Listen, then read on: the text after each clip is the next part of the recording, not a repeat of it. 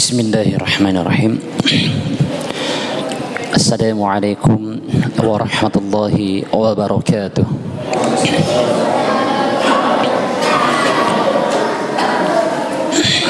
Innal hamdalillah nahmaduhu wa nasta'inuhu wa nastaghfiruh wa na'udzu billahi min shururi anfusina wa sayyiati a'malina. Man yahdihillahu fala mudilla lahu wa man yudlil fala hadiya lahu. Asyhadu an la ilaha illallah wahdahu la syarika lah wa asyhadu anna Muhammadan 'abduhu wa rasuluh.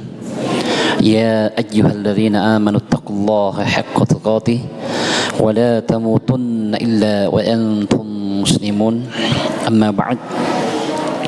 Fa inna asdaqal hadits kitabullah wa khairal hadi hadi Muhammadin sallallahu alaihi wa ala alihi wa sallam wa syarral umuri muhdatsatuha fa inna kulla muhdatsatin bid'ah wa kulla bid'atin dhalalah wa kulla dhalalatin finnar.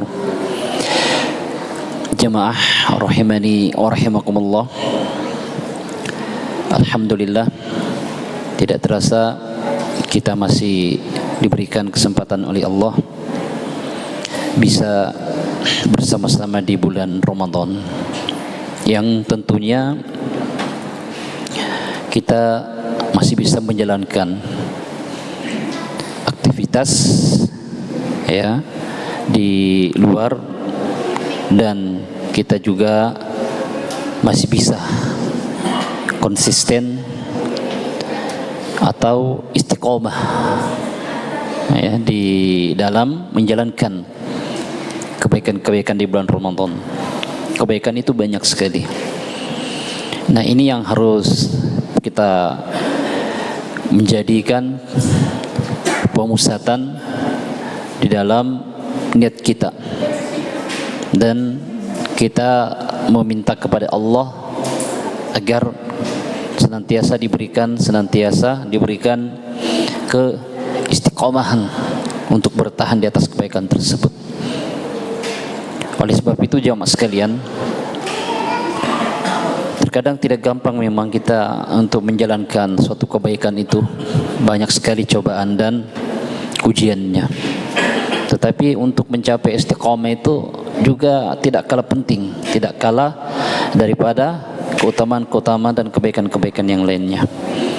Oleh sebab itu, agar senantiasa kita bisa istiqomah, maka kita harus memahami apa itu istiqomah dan sebenarnya kiat-kiatnya apa. Syekh Abdul Razak bin Muhsin Al-Abad Al-Badr hafizahullah dalam kitabnya menyebutkan asyarah qawaidul istiqamah. Ada 10 kaidah dalam istiqamah, memahami istiqamah ya, mengilmui istiqamah itu, dan bagaimana mencapai wujudkan terus istimrar di dalam keistiqomahan kita.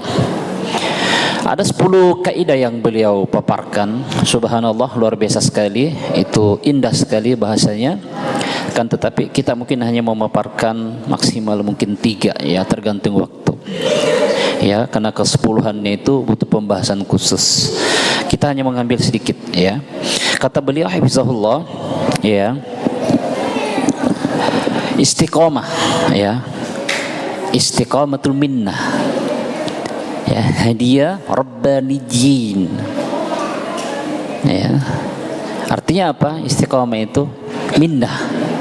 Apa itu minnah? Hadiah, pemberian. Pemberiannya siapa? Dari siapa? Tentu pemberian dari Allah Subhanahu wa taala. Ya. Itu pemberian dari Allah, bukan pemberian manusia.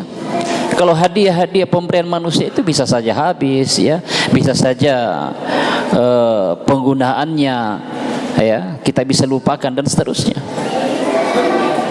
Akan tetapi pemberian dari Allah Subhanahu wa taala. Oleh sebab itu berbanggalah orang ya, atau berbahagialah orang yang bisa istiqomah dalam ketaatan melakukan ibadah ya, istiqomah melakukan ketaatan-ketaatan dalam amalan. Apa itu ketaatan yang dilakukan? Banyak sekali ya, banyak sekali. Salah satu contoh ya, konsisten kita menjalankan sholat 5 waktu di masjid yang sholat fardunya, ya, itu sudah luar biasa pahala besar dari Allah Subhanahu wa taala. Ya, tetapi jangan sampai ada salah dalam menafsirkan. Ya, sholat fardu 5 waktu, ya, mau dibandingkan dengan sholat tarawih. Kan ini yang banyak terjadi kekeliruan dalam memahami. Ya, kalau sholat tarawih di bulan Ramadan semuanya ikut sholat, ya. Tetapi sholat 5 waktu mungkin setelah nanti Ramadan pergi tidak ada muncul di masjid. Nah, hati-hati dalam memahami fikihnya. Bisa jadi dia memahami, ya, kalau begitu dia mengutamakan sholat tarawih, berarti sholat tarawih dianggapnya wajib, dan sholat wajib itu yang 5 fardu dianggap tidak ada. Kenapa? Karena dia tidak mau datang ke masjid. Nanti dia datang ke masjid kalau sholat tarawih. Ini salah. Kenapa? Sholat tarawih bukan wajib hukumnya, sunnah yang dianjurkan, bukan wajib. Ya. Tetapi sholat fardu 5 waktu wajib hukumnya. Itu harus kita jaga konsisten keistiqomahan kita dalam beribadah. Baik, bukan berarti dilarang sholat tarawih, tetap. Kalau di bulan Ramadan kita sholat tarawih, kalau bisa jangan ada yang jebol, jangan ada yang hilang satupun, ya. Tetapi jangan sampai mempertahankan sholat tarawihnya, sholat fardu 5 waktu diabaikan. Ini keliru. Ya, ini butuh dipahami masyarakat sekalian, ya. Semoga Allah Subhanahu wa taala memberikan ilmu dan kepahaman kita terhadap agama yang sangat mulia ini. Jadi, kalau di bulan Ramadan tetap kita jalankan tarawih, ya, tetapi jangan sampai meninggalkan salat 5 waktu. Karena salat 5 waktu hukumnya wajib. Iya. Oleh sebab itu orang yang menjalankan ibadah dengan penuh ketaatan, maka itu hadiah dari Allah Subhanahu wa taala. Pemberian dari Allah. Maka berbahagialah. Ya. Begitu banyak manusia tidak mendapatkan hadiah itu. Ya, begitu banyak manusia tidak mendapatkan pemberian sebagaimana yang Allah berikan kepada mereka yang senantiasa taat dalam beribadah. Itu poin yang pertama. Karena itu jalan yang lurus. Ya, sehingga kata Syekh Hafizahullah, ya, mengatakan bahwasanya jalan yang lurus itu semua diperintahkan oleh Allah Subhanahu wa taala. Wa annal amra biyadihi azza wajal. Ya, sungguh segala sesuatu yang diperintahkan oleh Allah Subhanahu wa taala berada di tangan Allah. Biyadi. Ya. Yahdi man yasha wa yudhillu man yasha. Ya. Bagi yang dikehendaki oleh Allah untuk diberikan hidayah, Allah berikan hidayah. Bagi yang disesatkan oleh Allah Subhanahu wa taala, disesatkan oleh Allah Subhanahu wa taala. Kenapa? Biyadi. Ada di tangan Allah Subhanahu wa taala. Segala apa? Segala sesuatu ketetapan dan perintah dari Allah Subhanahu wa taala. Ya. Maka ketetapan orang, manusia atau hamba yang ditetapkan hatinya, jiwanya untuk berada di atas ketaatan, maka berbahagialah. Itu ketetapan dari Allah dan hadiah pemberian dari Allah Subhanahu wa taala. Itu istiqomah, maka dipahami itu. Pertama, kata beliau. Yang kedua, istiqomah juga dikatakan luzumul manhaj. Artinya lurusnya jalan yang kita tempuh di dalam berislam. Di dalam berislam, ya. Jadi kita berislam, memahami Islam ini jangan setengah-setengah. Tempuh dengan cara memahami, ya, Al-Quran, Sunnah Rasulullah SAW sesuai dengan pemahaman para ulama salafus saleh. Ya. Begitu banyak para pendahulu kita menempuh jalan ini, tempuh jalan itu. Jalannya siapa? Jalan yang diridhai oleh Allah Subhanahu wa taala. Sebagaimana kita minta di dalam Al-Quran, dalam surah Al-Fatihah, ihdinas siratal mustaqim. Ya Allah, berikanlah petunjuk kepada kami jalan yang lurus. Ya. Jalan yang lurus, ila siratil mustaqim, sama fis siratil mustaqim. Kita minta kepada Allah, ila, tunjukkan jalan yang lurus.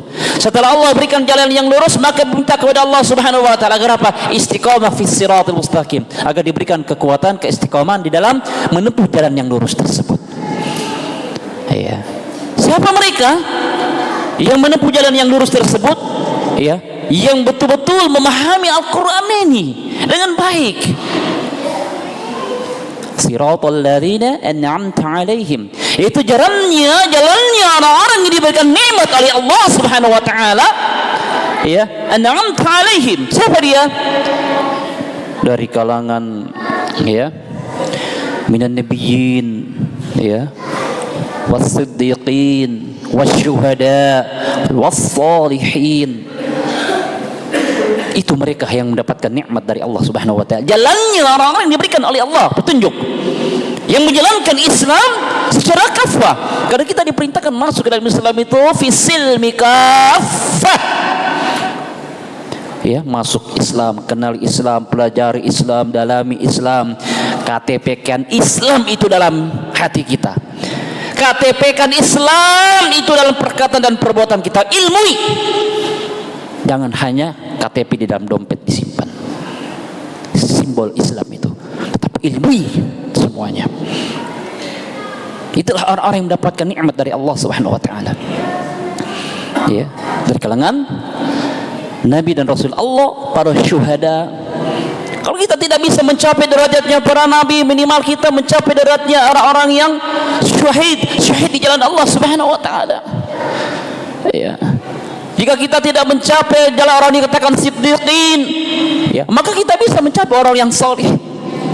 Ya, setidaknya kita menjadi hamba-hamba yang saleh menjalankan perintah Allah dalam ketaatannya. Ya, itu yang kedua jamaah sekalian. Yang ketiga, ya, dikatakan istiqamah. Istiqamah itu dikatakan haqiqatul istiqamah, istiqamatul qalb. Hakikat, apa itu hakikat? Kalau bahasa Arab hakikat, hakikah, hakiki, sebenarnya, yang benar, betul-betul. Hakikatnya, sebenarnya. Istiqamah itu apa? Istiqamatul qalb, istiqamah hati kita. Ya, istiqamahnya hati kita dalam menjalankan apa? Menjalankan perintah Allah Subhanahu wa taala dan menjalankan ketaatan dan beribadah kepada Allah Subhanahu wa taala. Hati itu sumbernya, pokoknya. Kata Syekh Abdul Razak, ya, dikatakan al-qabh wal malik. Ya. Hati itu raja dalam jasad kita ini. Ya. Wa junuduhu, dan tentaranya apa? Penglihatan, pendengaran, kaki, tangan, lisan, mata, semuanya itu tentaranya yang akan diperintah oleh hati. Ya. Sehingga dikatakan di dalam Al-Quran, orang-orang berkata innal ladzina qalu rabbuna Allah tsumma istaqamu. Di mana orang-orang berkata qalu rabbuna Allah, mengatakan bahwasanya mengakui, mereka mengikrarkan Allah Subhanahu wa taala dan Allah Rabb yang kami sembah. Mereka berkata seperti itu. Kemudian tsumma istaqamu. Kemudian istiqamah di atasnya. Ya, berkata Qatadah Ibn Di'amah Abu Khattab As-Sadusi rahimahullah, setelah membaca ayat ini beliau mengomentari kata tsumma istaqamu itu apa? Beliau mengatakan, ya, istiqamah tersebut istaqamu ala ta'atillah, yaitu konsisten dalam ketaatan menjalankan perintah Allah Subhanahu wa taala, bukan sekedar apa? Mengakui qalu rabbuna Allah, Allah adalah Rabb kami, bukan sekedar pengakuan. Akan tetapi apa? Istiqamah ala ta'atillah, istiqamah, konsisten dalam ketaatan kepada Allah, menjalankan perintahnya. Ya. Dan dalam menjalankan perintah Allah Subhanahu wa taala, ketaatan itu jangan setengah-setengah. Ya, belajar Al-Qur'an setengah-setengah. Ya, banyak itu susah menyebut hurufnya, kabur, berhenti belajar. Ya, belajar bahasa Arab, masuk bab i'rab, kabur, berhenti belajar. Ya, duduk beberapa kali pertemuan di majelis ilmu, merasa capek, bosan, kabur, hilang entah kemana.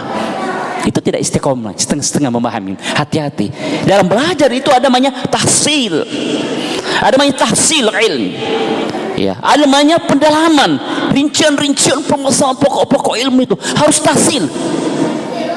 Ya, mungkin di dalam mempelajari, jangan setengah-setengah. Ini disebutkan oleh Umar bin Khattab. Ya, orang-orang yang setengah-setengah dalam ketaatan itu dikatakan, ya, setelah membaca ayat ini, baik, beliau mengatakan lam yaruhu raghaban as-sa'lab. Lam yaruhu, jangan kalian seperti musang atau rubah. Musang atau rubah itu kalau dia mengejar mangsanya berlari cepat, dia mencele-mencele, ya, tidak konsisten dalam mengejarnya. Oleh sebab itu ketaatan itu harus berada di atas jalan yang lurus, ya, berada di atas jalan yang lurus, sebagaimana Ibnu Rajab, ya, menyebutkan dalam kitabnya Jami' al-Ulum wal Hikam, ya, dikatakan bahwasanya istiqamah adalah istiqamah as-suluk fi siratal mustaqim wa huwa dinul qayyim wa la ta'arijin anhu wa yamnatan wa la yasratan. Kata beliau hafizahullah, istiqamah itu dah hakikatnya adalah istiqamah di atas jalan agama dinul qayyim, agama yang tegak lurus, ya, wala ta'arijin anhu wa yamnatan wa la yasratan. Jangan primplan, jangan mengada-ada, jangan sekedarnya, jangan ala kadarnya, ya, ala kadarnya, sekedarnya, primplan dalam menjalankan ibadah. Hari ini taat, besok tidak, ya, hari ini 5 waktu ke masjid, besok lusa tidak, ya, hari ini membaca Al-Quran, 1 tahun lagi baru membaca Al-Quran ketemu di bulan Ramadan, ya. Bulan ini konsisten sholat subuh di masjid, berikutnya tahun depan lagi. Apakah dikatakan istiqomah? Tidak. Apakah dikatakan konsisten? Apalagi tidak ada, ya. Jadi apa? Jangan ala kadarnya, ya, pelimpan. Seperti dikatakan seekor musang mengejar mangsanya, pada saat mengejar dia tidak konsisten. Musang itu kalau mengejar mangsanya, kadang mangsanya lari ke kanan, dia ke kiri. Mangsanya lurus ke depan, dia ke kanan. Makanya kata Umar bin Khattab, jangan seperti musang. Itulah yang harus kita pahami, jemaah sekalian. Oleh sebab itu, kendalikan hati kita, rawat hati kita dengan baik, karena inilah sebagai penentu yang menentukan segalanya dari amalan perbuatan kita. Istiqamatul qalb, istiqamah di atas hati kita, ya. Oleh sebab itu Ibnu Rajab juga kembali berkata, fa aslul istiqamah istiqamatul qalb, ya, alat tauhid, ya. Asal dari istiqamah itu adalah istiqamahnya hati di atas tauhid. Artinya apa? Keimanan, ketauhidan kita dalam beribadah kepada Allah Subhanahu wa taala. Karena ketauhidan, keimanan inilah yang mampu menegakkan kondisi dan kekuatan hati kita dalam memahami nama-nama dan sifat Allah Subhanahu wa taala. Oleh karena itu dalam hadis Anas bin Malik riwayat Ahmad dikatakan, la yastaqimu imanu 'abdun hatta yastaqima qalbuh. Tidak akan tegak berdiri hati iman seorang hamba sampai dia istiqomahkan hatinya, iya, perkuat hatinya. Bayangkan dia, hati menjadikan penentu penyebabnya, ya. Jangan memalingkan hati kita sendiri pada Allah Subhanahu wa taala, istiqomahkan hati, ya. Makanya dalam hati itu dikatakan penentu, ya. Jika rusak hati itu maka rusak semuanya. Ingat hadisnya Nu'man bin Bashir, ya, dalam riwayat Bukhari Muslim dikatakan, inna fil jasadil mudghah idza salahal jasadu kullu wa idza fasadat jasadu kullu. Sungguh dalam hati itu ada segumpal daging, ya, segumpal daging. Jika daging ini baik maka baik semuanya. Wa idza fasadat, apabila segumpal daging ini buruk, busuk, maka busuk semuanya. Apa itu? Kata Rasulullah SAW, Allah wahyal qalb, itulah hati. Perhatikan jemaah sekalian, ya. Mata melihat, memandang yang haram, siapa yang merintahkan? Hati. Tangan mengambil hal-hal yang diharamkan oleh Allah, memegang yang diharamkan oleh Allah, yang memerintahkan siapa? Hati. Semua. Kaki melangkahkan ke tempat sesuatu, siapa yang memerintahkan? Hati, ya. Lisan berdusta, siapa yang memerintahkan? Hati. lisan menggibah, lisan memfitnah, menceritakan, membongkar aib dan kekurangan orang lain, yang memberitakan siapa? Hati. Itulah yang disebutkan oleh Syekh Abdul Razak rahimahullah, dikatakan fa aslul istiqamah istiqamal qalb, asal daripada istiqamah adalah istiqamahnya hati. Fal qalbu idza wa idza salahal astaqamu wa tabi'ahul badan. Oleh sebab itu, jika hati itu baik, tegak lurus, hati jika baik, tegak lurus hati ini, kata Syekh Abdul Razak mengatakan tabi'ahul badan, badan dan jasad kita akan ikut apa kata hati. Oleh sebab itu jemaah sekalian, bulan Ramadan yang penuh berkah, mari kita semua istiqomahkan hati dalam ketaatan. Jangan pelan-pelan, jangan kita berubah-berubah, jangan kita bunglon dalam beribadah dalam ketaatan kepada Allah Subhanahu wa taala. Karena ini akan memberikan pengaruh terhadap amalan-amalan kita, perbuatan kita, akhlak kita, adab kita, terutama adab kita kepada Allah Subhanahu wa taala. Mudah-mudahan bisa bermanfaat. Sedikit penyampaian dari kami. Mohon maaf atas segala kekurangannya. Subhanakallahumma bihamdik asyhadu an la ilaha illa anta astaghfiruka wa atubu ilaik. Walhamdulillahirabbil alamin. Assalamualaikum warahmatullahi wabarakatuh.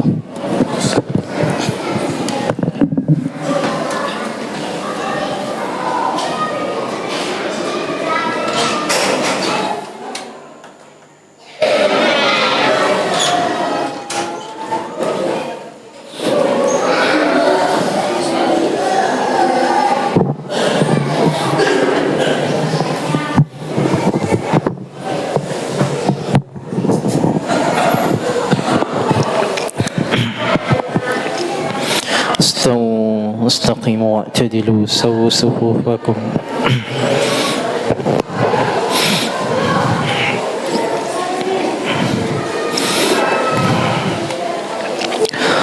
الله أكبر.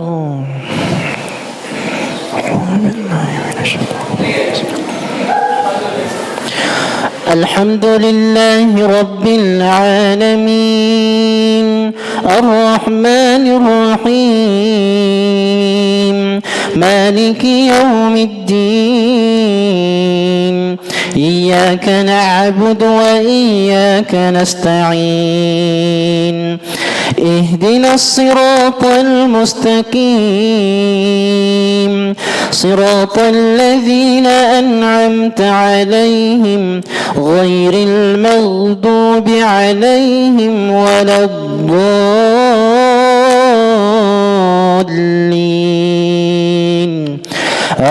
آمين. وأقسموا بالله جهد أيمانهم لئن جاءتهم آية ليؤمنن بها قل إنما الآيات عند الله وما يشعركم أنها إذا جاءت لا يؤمنون ونقلب أفئدتهم وأبصارهم كما لم يؤمنوا به أول مرة ونذرهم في طغيانهم يعمهون. الله أكبر.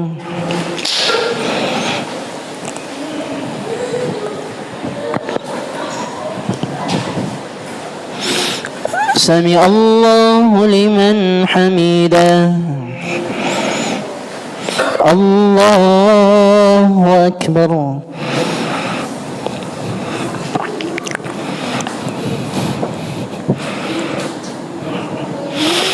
الله أكبر.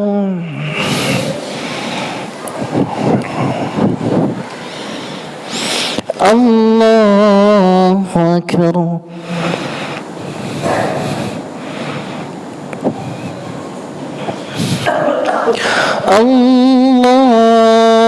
الله أكبر. الحمد لله رب العالمين الرحمن الرحيم مالك يوم الدين إياك نعبد وإياك نستعين اهدنا الصراط المستقيم صراط الذين أنعمت عليهم غير المغضوب عليهم ولا الضالين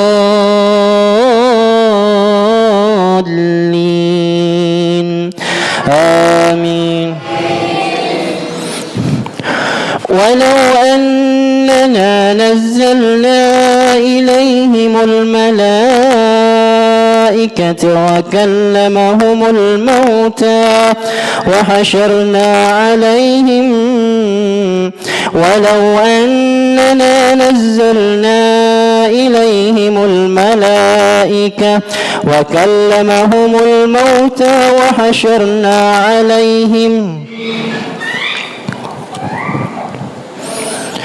وكذلك جعلنا لكل نبي عدوا شياطين الإنس والجن يوحي بعضهم إلى بعض زخرف القول غرورا ولو شاء ربك ما فعلوه فذرهم وما يفترون. الله أكبر.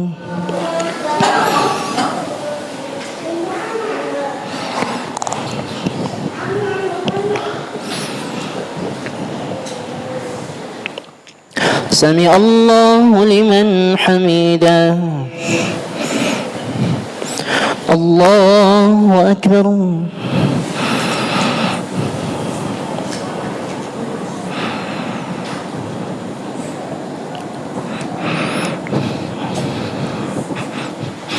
الله أكبر.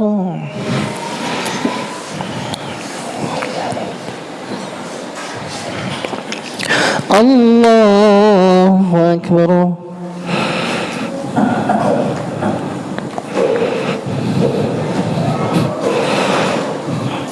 الله أكبر.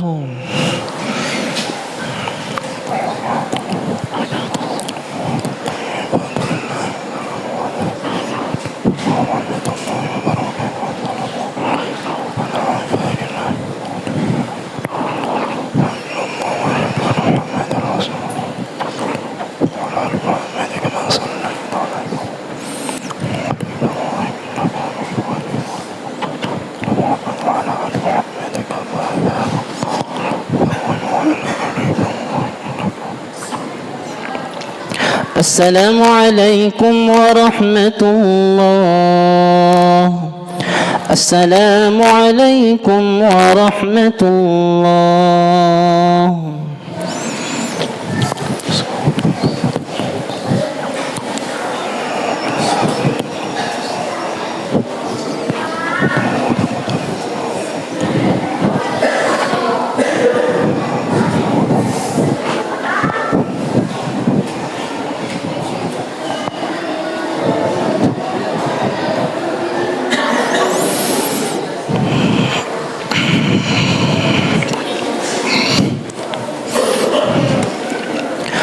الله أكبر.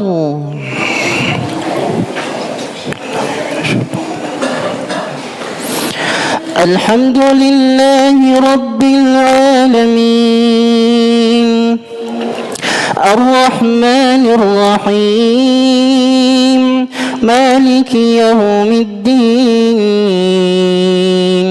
إياك نعبد وإياك نستعين اهدنا الصراط المستقيم صراط الذين أنعمت عليهم غير المغضوب عليهم ولا الضالين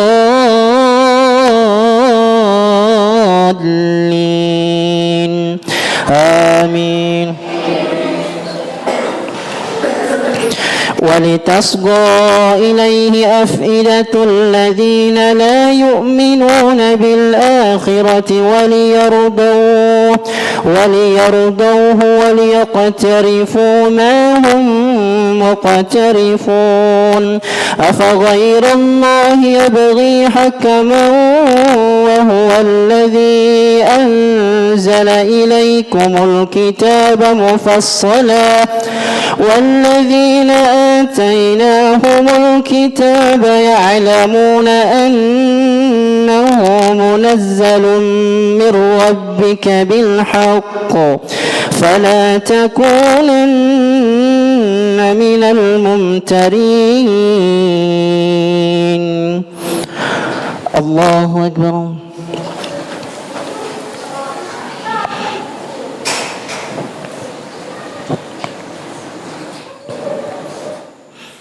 سمع الله لمن حمده. الله أكبر.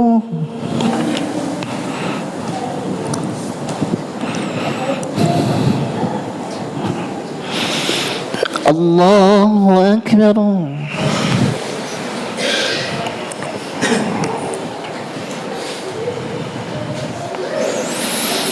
الله أكبر.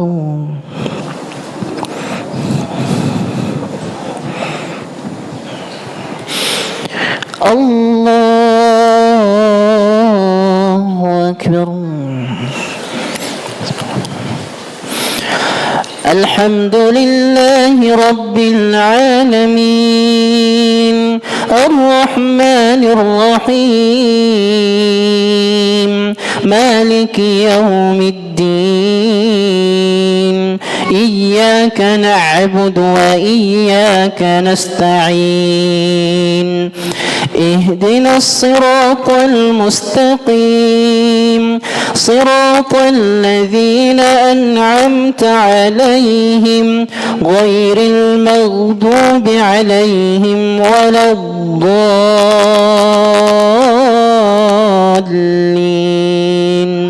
آمين. وتمت كلمة ربك صدقا وعدلا لا مبدل لكلماته وهو السميع العليم.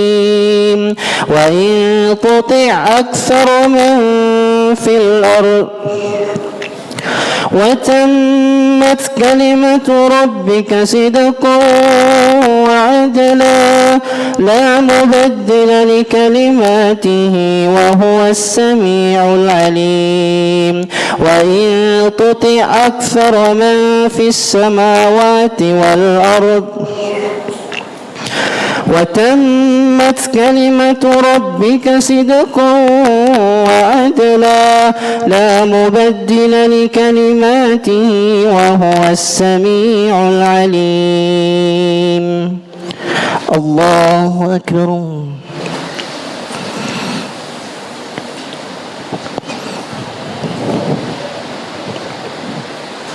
سمع الله لمن حمده. الله أكبر.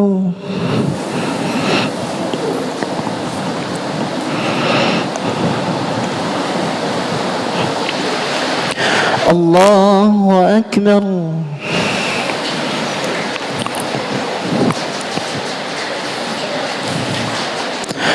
الله أكبر.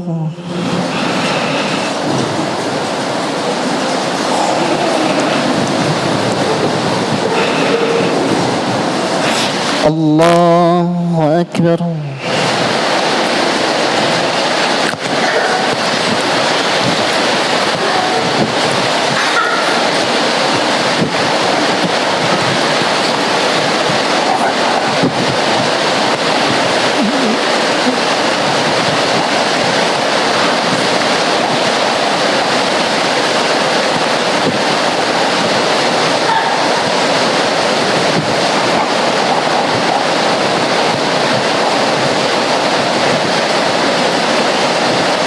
السلام عليكم ورحمة الله.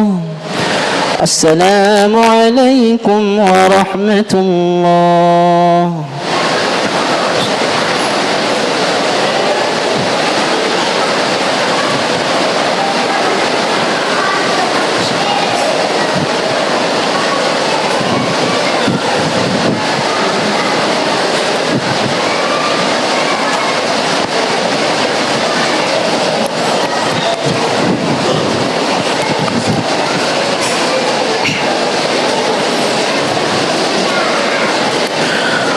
الله أكبر.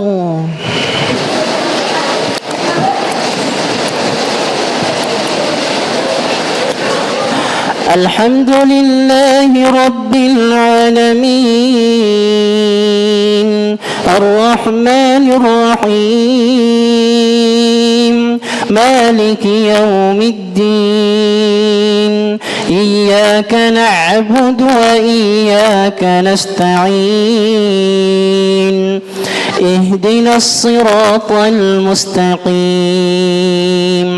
صراط الذين أنعمت عليهم غير المغضوب عليهم ولا الضالين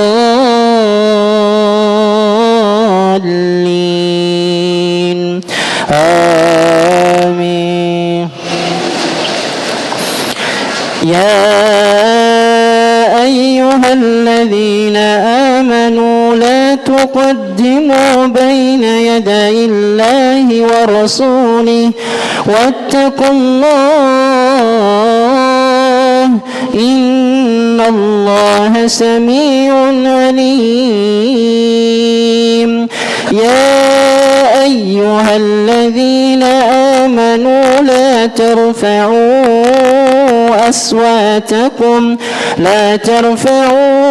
أصواتكم فوق صوت النبي ولا تجهروا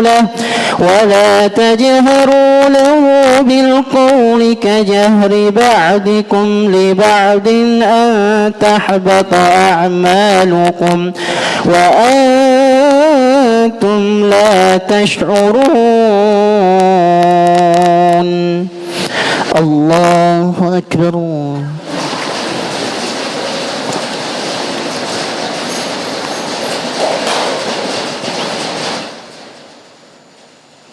سمع الله لمن حمده. الله أكبر.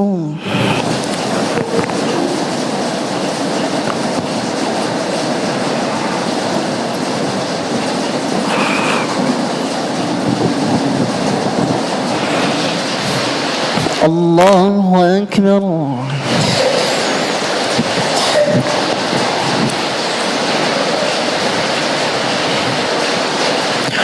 الله أكبر.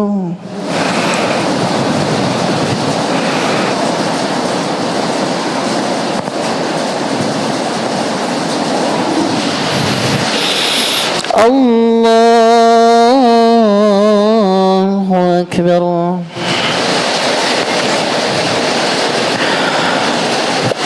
الحمد لله رب العالمين الرحمن الرحيم مالك يوم الدين إياك نعبد وإياك نستعين اهدنا الصراط المستقيم صراط الذين أنعمت عليهم غير المغضوب عليهم ولا الضالين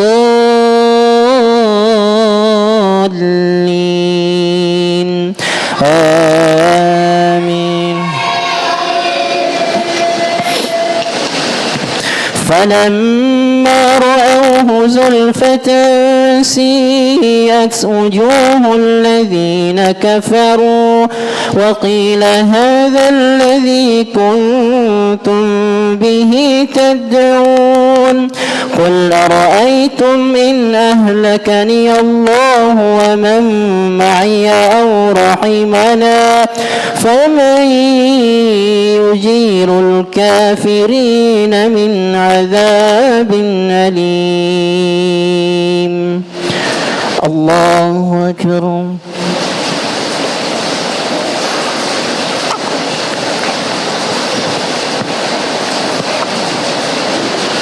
سمع الله لمن حمده. الله أكبر.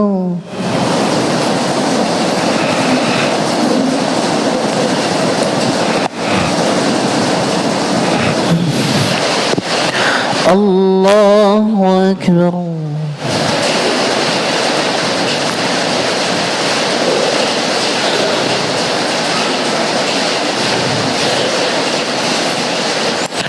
الله أكبر.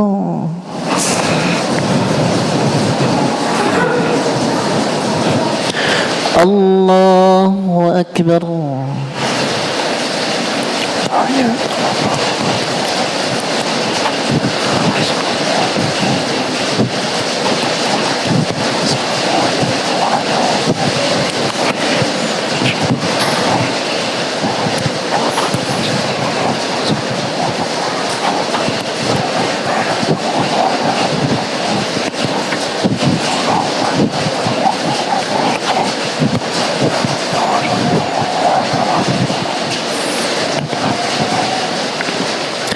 السلام عليكم ورحمة الله. السلام عليكم ورحمة الله.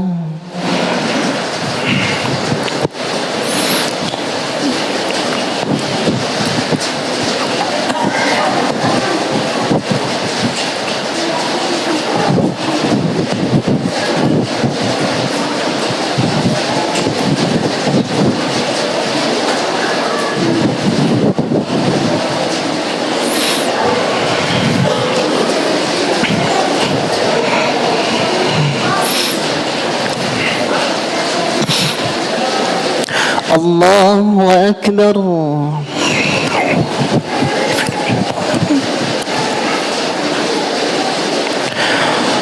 الحمد لله رب العالمين الرحمن الرحيم مالك يوم الدين إياك نعبد وإياك نستعين اهدنا الصراط المستقيم صراط الذين أنعمت عليهم غير المغضوب عليهم ولا الضالين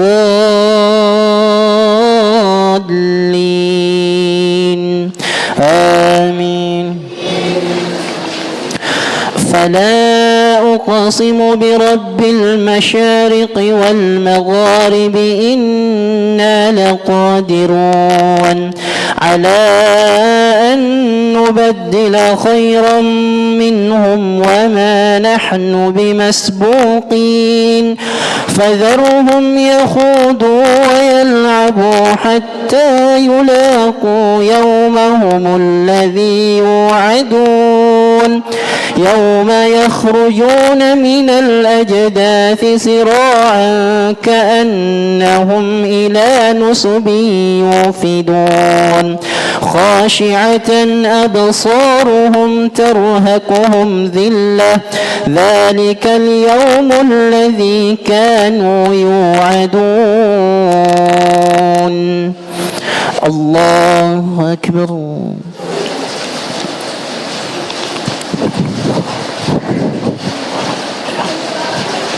سمع الله لمن حمده. الله أكبر.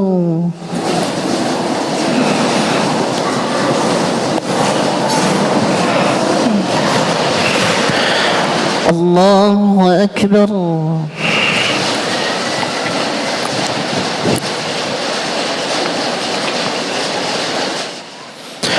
الله أكبر.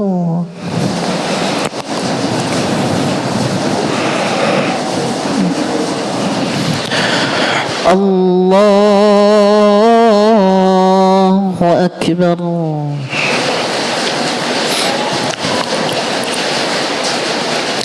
الحمد لله رب العالمين الرحمن الرحيم مالك يوم الدين إياك نعبد وإياك نستعين اهدنا الصراط المستقيم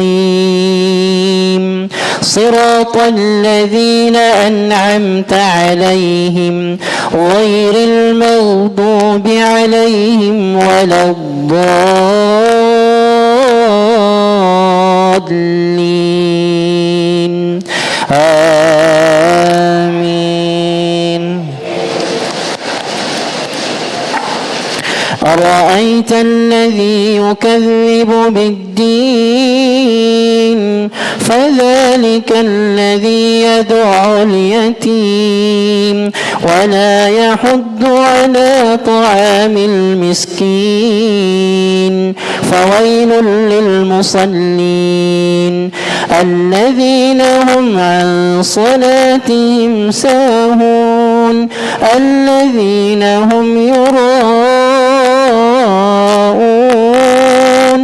ويمنعون الماعون. الله أكبر.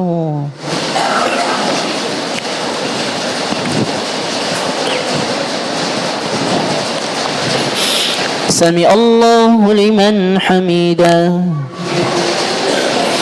الله أكبر.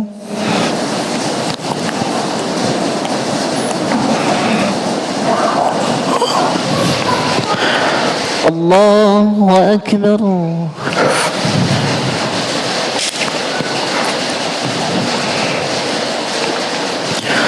الله أكبر.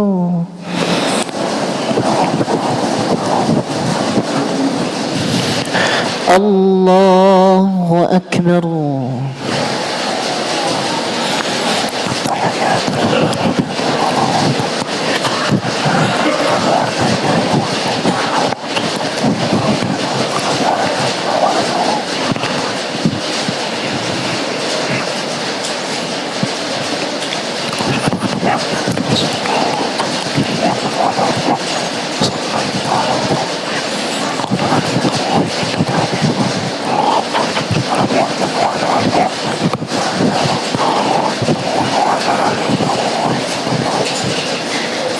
السلام عليكم ورحمة الله. السلام عليكم ورحمة الله.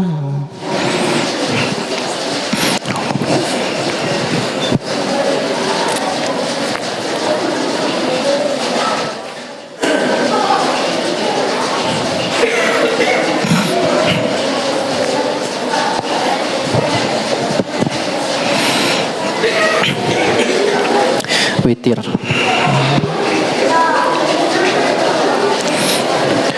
Allahu Akbar.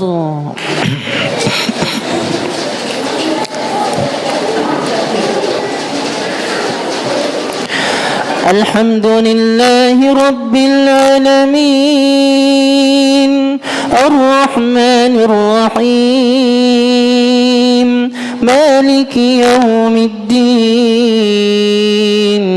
Iyyaka na'budu wa iyyaka nasta'in Ihdina as-siratal mustaqim Siratal ladzina an'amta 'alaihim ghairil maghdubi 'alaihim waladdallin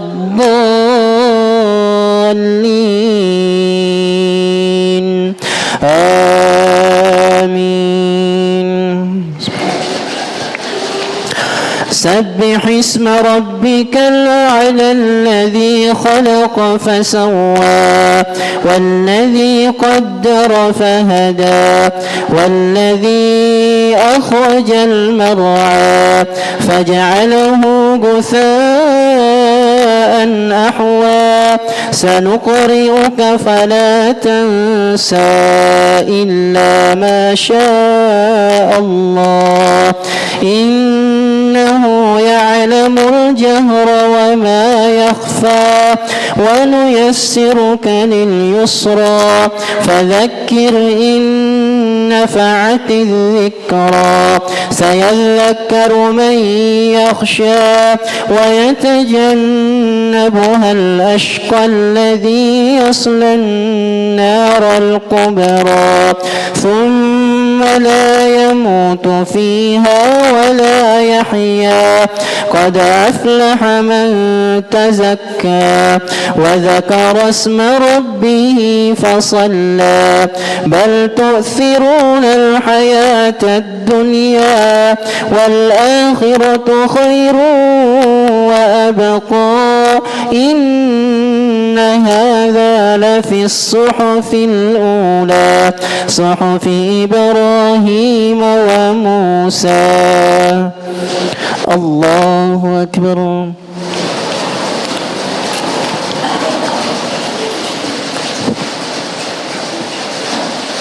سمع الله لمن حمده. الله أكبر.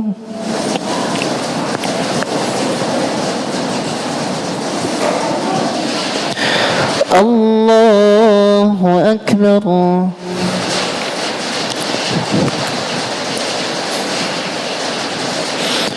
الله أكبر.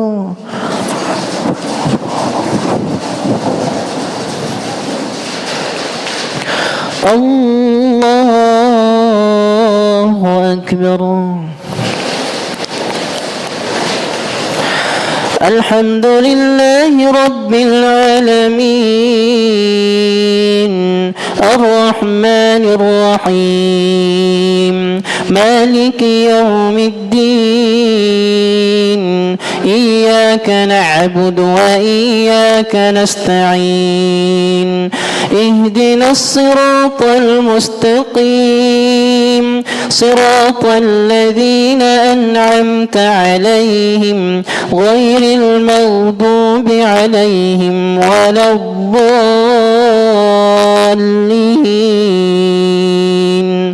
آمين. قل يا أيها الكافرون لا أعبد ما تعبدون ولا أنتم عابدون ما أعبد ولا أنا عابد ما عبدتم ولا أنتم عابدون ما أعبد لكم دينكم ولي دين. الله أكبر.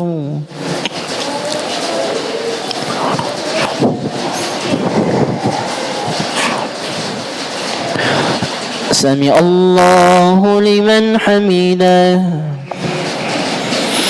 الله أكبر.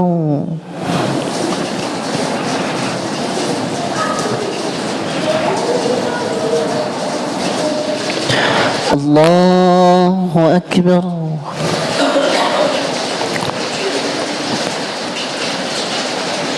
الله أكبر.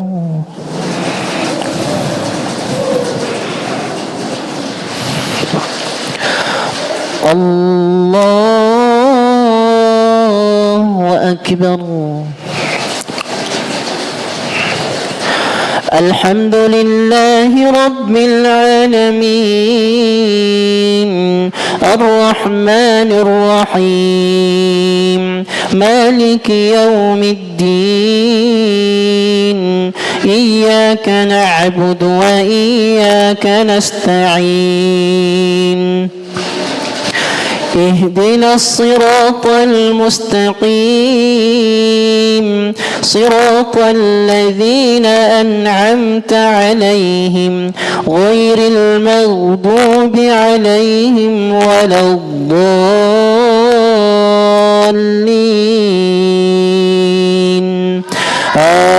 آمين. قل هو الله أحد الله الصمد لم يلد ولم يولد ولم يكن له كفوا أحد. الله أكبر.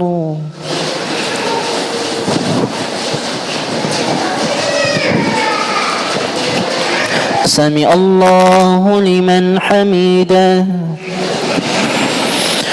الله أكبر.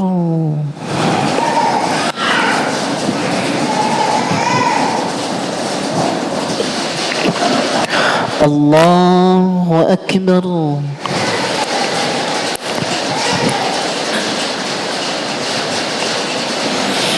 الله أكبر.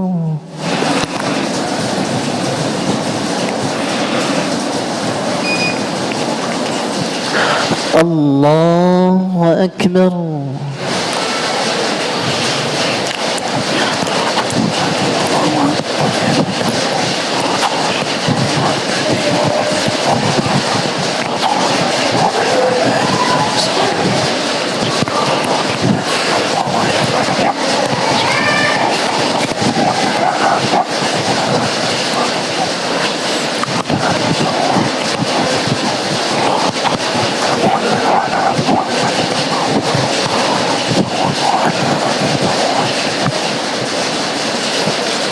السلام عليكم ورحمة الله. السلام عليكم ورحمة الله.